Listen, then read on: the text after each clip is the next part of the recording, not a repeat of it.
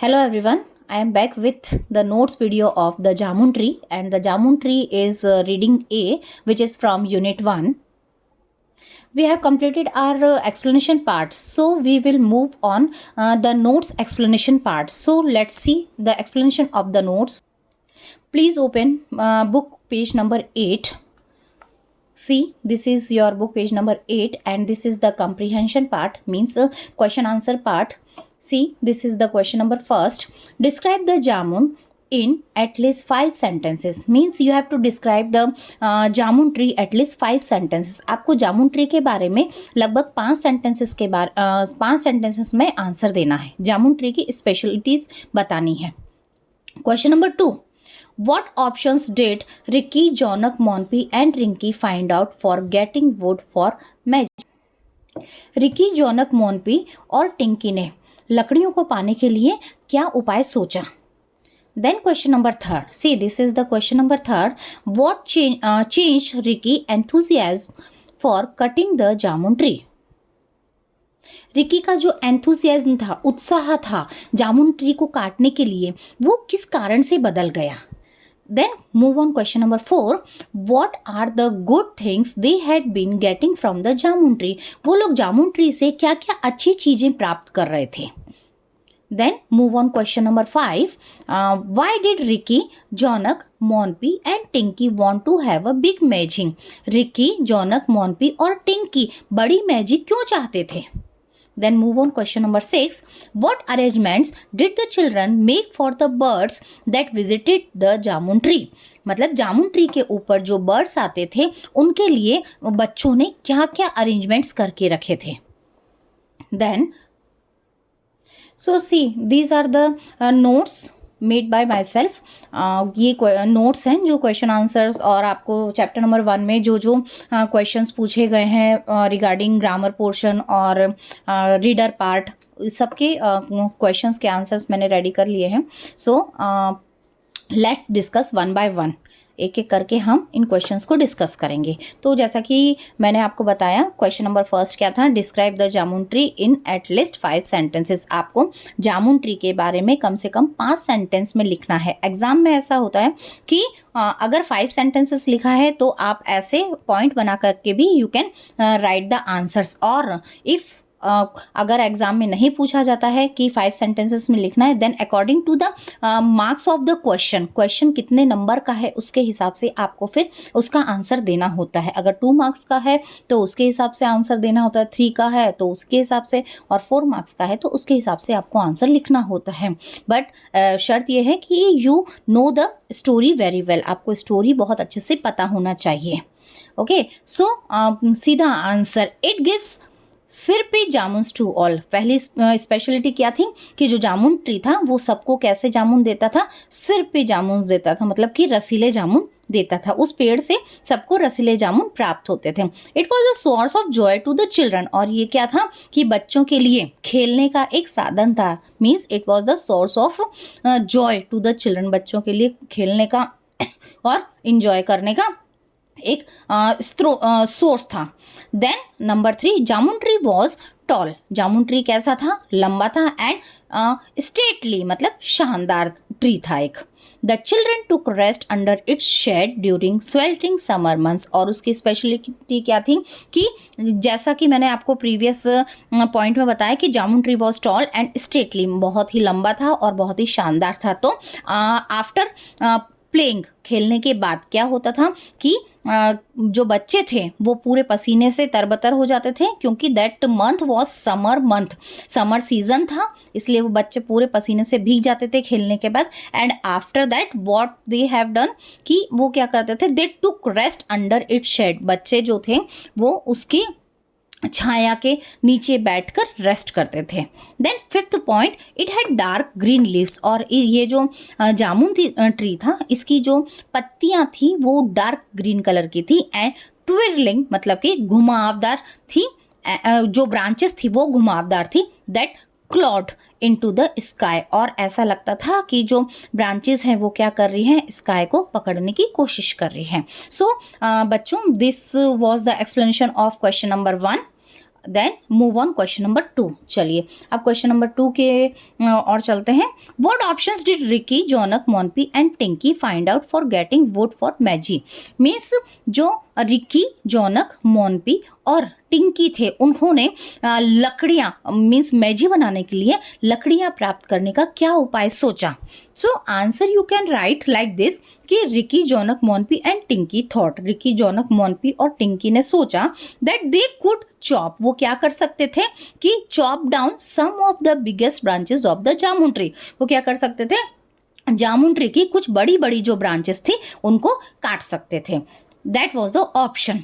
After that move on question number 3। What changed Ricky enthusiasm for cutting the jamun tree. मतलब ऐसा क्या हुआ था कि रिकी पहले तो जामुन ट्री को काटने के लिए बहुत ज़्यादा एक्साइटेड था। You can use another word in place of enthusiasm, means excited you can use the word. So क्या हुआ था, ऐसा क्या हुआ था कि रिकी पहले बहुत ज़्यादा एक्साइटेड था जामुन ट्री को काटने के लिए, लेकिन ऐसा क्या हुआ था जिसकी वजह से रिकी ने अपना जो माइंड है वो चेंज कर लिया था, उसका उत्साह खत्म हो गया था। तो व्हेन रिकी सॉ दैट, जब रिकी ने देखा कि there was the nest of hawk kite, उसने देखा कि वहां पे क्या है, पेड़ के ऊपर बाज चील का घर है, नेस्ट है, एंड इनॉर्मस बीहाइव, और क्या है, बड़ा सा मधुमक्खी का छत्ता है। After that he change his idea to cut down the tree. तो ये दोनों चीजें देखकर कि nest of hawk kite and enormous beehive, मतलब कि बाज और चील का नेस्ट देखकर और बड़ा सा मधुमक्खी का छत्ता देखकर, after that he change his idea to cut down the tree, उसने क्या किया, अपना आइडिया चेंज कर दिया पेड़ को काटने के लिए। Okay, so let's move on question number 4. This is the question number 4. What are the good things they had been getting from the jamun tree? उन लोगों को जामुन ट्री से क्या क्या अच्छी चीजें प्राप्त हो रही थी। Okay, so move on answer number 4. This is see the good things that they had been getting from the jamun tree are, इस तरीके से आप लिख सकते हैं। You can write in a paragraph also, और if you will comfortable then you will write in the points also. Is it clear? So move on the explanation part. So they get ripe जामुन to eat, क्या मिल रहा था उनको, खाने के लिए पके हुए जामुन मिल रहे थे।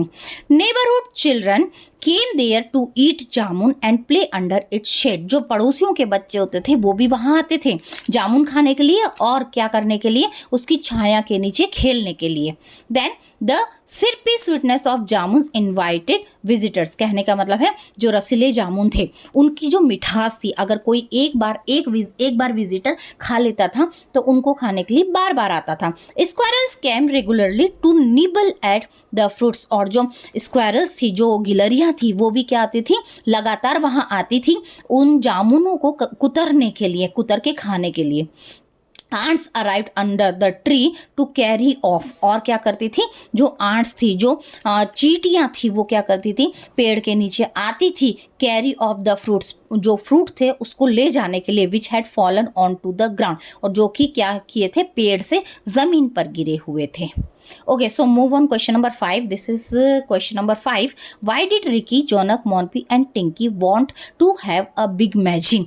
अब इस क्वेश्चन का मीन्स है कि मतलब है कि रिकी, जोनक, मोनपी और टिंकी क्यों चाहते थे बड़ी सी matching. So answer will be Ricky, Jonak, Monpi and Tinky.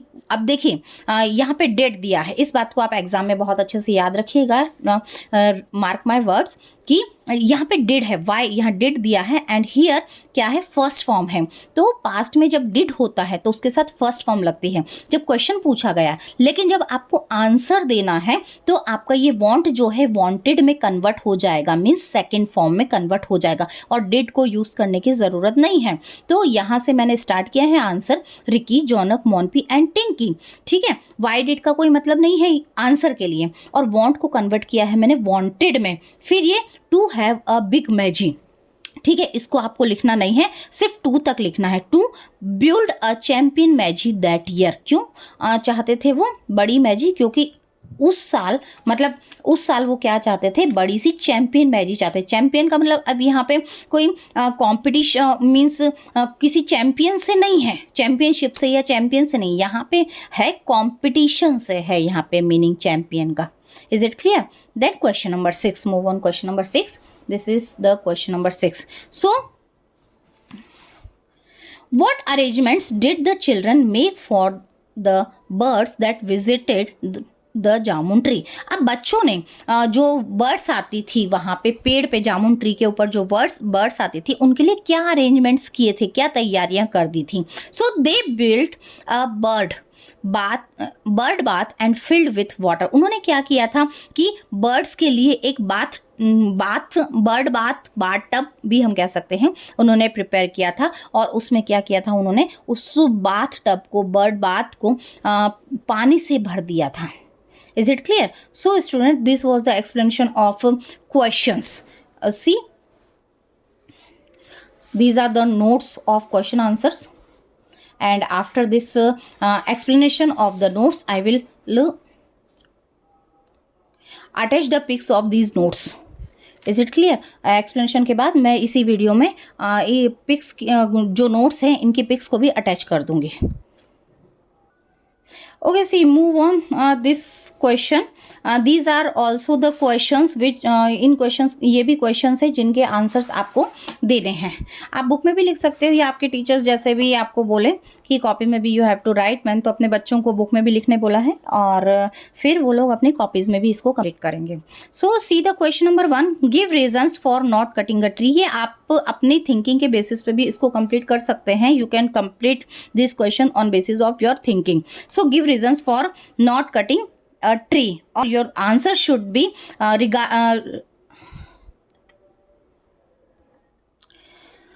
your answer should be related to the chapter. आपके आंसर जो है वो चैप्टर से रिलेट होना चाहिए. अपने मन से कुछ भी ऐसा एक्स्ट्रा आंसर नहीं लिखना है. Is it clear? So first question is give reasons for not cutting a tree. आपको ऐसे रीजंस लिखने हैं कि पेड़ नहीं काटे जाने चाहिए के रीजंस लिखने हैं. Is it clear? Okay, now move on this page number 9. This is the page number 9. See, this is page number 9 and see question number 2. This is question number 2. Give reasons why trees are cut. अब इस यहाँ पे इस वाले question में हमने क्या लिखना था answer? Give reasons for not cutting down a tree. मतलब पेड़ क्यों नहीं काटे जाने चाहिए, इसलिए यहाँ पे हमको आंसर लिखना था. लेकिन सेकेंड क्वेश्चन में आपको आंसर लिखना है कि पेड़ क्यों काटे जाने चाहिए. After that, move on. Question number 3. Do you think the trees that do not give fruit should be cut? मतलब कि आपको कैसा लगता है कि जो पेड़ हमको फ्रूट नहीं देते हैं उनको क्या काटा जाना चाहिए? Then after that, question number 4, do human beings alone have rights over the tree? Discuss. अब ये क्या है, डिस्कशन बेसिस पे. इस टाइप के क्वेश्चंस ज़्यादा करके एग्जाम्स में नहीं पूछे जाते हैं, बट मैं आपको बता देती हूँ कि एक्सप्लेन कर देती हूँ कि do human beings alone have rights over the trees. मतलब कि जो ह्यूमन बींग्स होते हैं उनको इतना अधिकार होता है कि वो अकेले ही पेड़ों को काट दिए जाएं, या उनको ऐसा अधिकार दिया जाता है कि क्या वो पेड़ों को काट सकते हैं. ये डिस्कशन बेसिस पे है, ये इतना ज़्यादा नहीं पूछा जाता है. Okay, so come on the optional part. First, Monpi and Tinki were enthusiastic about cutting the jamun tree. Monpi और टिंकी जो थे वो क्या थे, पेड़ को काटने के लिए कैसे थे, एक्साइटेड थे. अब you have to choose the answer between these 4 options. Okay, first is fascinated, second is excited, third is crazy and fourth one is delight. So इसका आंसर होगा excited, enthusiastic. जब मैंने आपको questions भी explain किए थे तब मैंने कहा था कि enthusiastic की जगह you can use the another word which will be excited. excited word भी आप इसकी जगह पे use कर सकते हो अगर आपको ये word typical लगता है. But for this question इसका क्या पूछा गया है, another word जो अनदर वर्ड आपको इसमें टिक मार्क करना. तो एंथुसियास्टिक का another word you can put a tick mark on excited. Is it clear? So move on number 2. The marvelled at the discipline which ant toiled. So वे आश्चर्यचकित थे जो ants थी उनके डिसिप्लिन, और विथ विच आंट्स टॉल्ड, और ants के कठिन परिश्रम को देखकर. Then 4 options you got were curious, became thoughtful, mocked and wondered. So इसका another word you can use wondered. Is it clear? So number 3 will be Jonak said it is obvious that we cannot cut the tree. जोनक ने क्या कहा कि ये निश्चित है कि हम ट्री को नहीं काट सकते. So obvious another word you can use. See first options, 4 options. Given means true, well known, clear and possible. तो ऑब्वियस मतलब कि निश्चित था, तो निश्चित means clear, you will put a tick mark on clear. Possible हो नहीं सकता, वेल नोन हो नहीं सकता एंड ट्रू भी नहीं हो सकता। Okay, so elimination process you can do. सबसे पहले आप एलिमिनेशन प्रोसेस इसमें कर सकते हो, देख सकते हो कि ऑब्वियस का ट्रू तो अपोज मीन्स अनदर वर्ड नहीं हो सकता, वेल नोन भी नहीं हो सकता, पॉसिबल भी नहीं हो सकता। तो ऑब्वियस, जैसे हम लोग ऑब्वियसली बोलते हैं निश्चित तौर पर, या क्लियर है, तो ऑब्वियस का another word will be clear. Okay student, this was the explanation of page number 8 and page number 9। ये एक्सप्लेनेशन था आपका page number 8 C. Page number 8 मतलब क्वेश्चन आंसर्स जो कंप्रेंशन पार्ट में है, और ये जो you have to write the answer on basis of your thinking regarding chapters. Chapter से रिगार्डिंग अपने थिंकिंग पे आपको कंप्लीट करना था। And this is the part, optional part, this is the optional part. Okay, so in my next video I will explain about subject and predicate। सबसे पहले मैं subject और predicate टॉपिक क्या होता है, सब्जेक्ट और प्रेडिकेट होता क्या है, इसको एक्सप्लेन करूंगी। And after the explanation I will explain this exercise which has given in your book, इसको एक्सप्लेन करूंगी। Okay, and after that we will understand the concept of one and once. One और once का जो concept है उसको complete करूंगी। तो एक वीडियो में इसके बाद जो वीडियो आने वाला है, मतलब नोट्स का तो आज मैंने बना दिया, इसके बाद में जो नेक्स्ट वीडियो बनाऊंगी वो आपका सब्जेक्ट और प्रेडिकेट का होगा।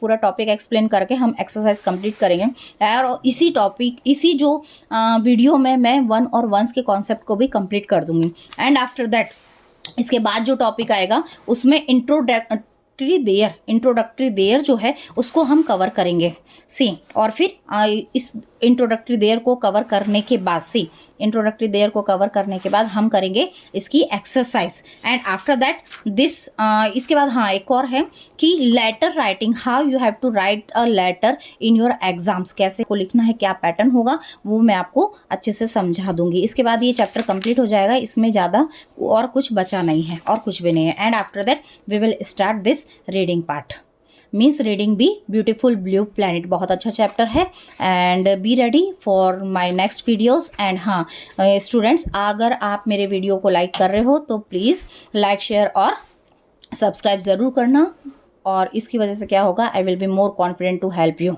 अगर आपको लगता है कि आपकी हेल्प हो रही है तो बिल्कुल आप मुझे मोटिवेट करिए। And thank you so much, bye, we will meet in our next video, bye.